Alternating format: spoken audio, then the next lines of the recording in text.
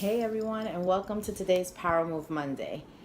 I was inspired by one of my coaching clients who I met with this weekend, and she told me about a power move that she initiated at work. I got her permission to share the story. Of course, the names of the innocents are being protected, and no names will be mentioned, no companies. But I think her story is really powerful. The approach that she took is really powerful, and it is a power move in practice. My client walked into a conversation with her supervisor and a mutual colleague, and she was talking about a new project that she had to do, and that it was a big project and that she was looking forward to it, but it was a lot of work and it sounded like it was going to be a really big deal. Her supervisor commences to talk about how the project should be a great fit for her given that she has nothing to do in the office. Imagine if your supervisor said in front of another colleague where you work, in a public area, in kind of a hallway space, that you don't have anything to do anyway, so this new project should be perfect for you. Well, my client, she excused herself, went into her office, closed the door, composed herself, and an hour later came back out and knocked on her supervisor's door and asked for a few minutes. The first question she asked was about this new project she had been assigned to, and if he could give her more information about the project and the expectations and why it was being approached the way it was, so that she would have a little background. He did that. She was comfortable with the information. She expressed again that she was excited about being put on this project and that she was looking forward to doing a good job for the company and for her supervisor.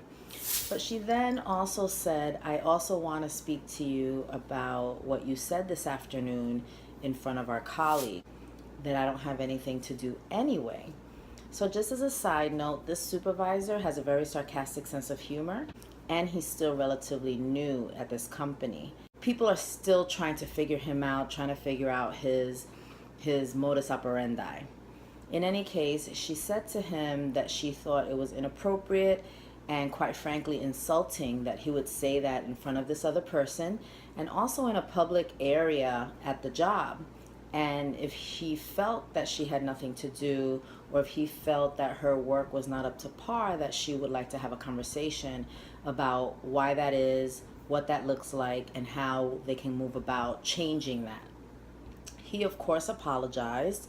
He of course said that he was not serious, and that as a matter of fact, prior to her walking over to him and this other colleague, they were talking about her and how good of a job she had been doing in some other projects and areas that were under her purview. So essentially, the power move was that A, she walked away and composed herself. That could have gone one of two ways. She could have walked away and let it go, and we all know what happens when we let things like that go in the office. It festers, you become very unhappy, you become distrusting of your supervisor, and you just don't want to work for that person. Or she could have punched him in the mouth. Either way, it wouldn't have been good. So I think the fact that she went to her office and composed herself, that was definitely power move number one. Power move number two was the way she handled the private meeting with him.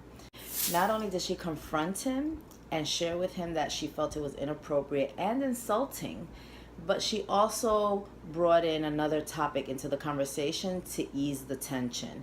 And I thought that was genius, and I'm so proud of her, and she is going to do great in this new project. Advocate for yourself. I think that's the big lesson here. Hashtag Power Move Monday, hashtag solutions, not resolutions. You got this.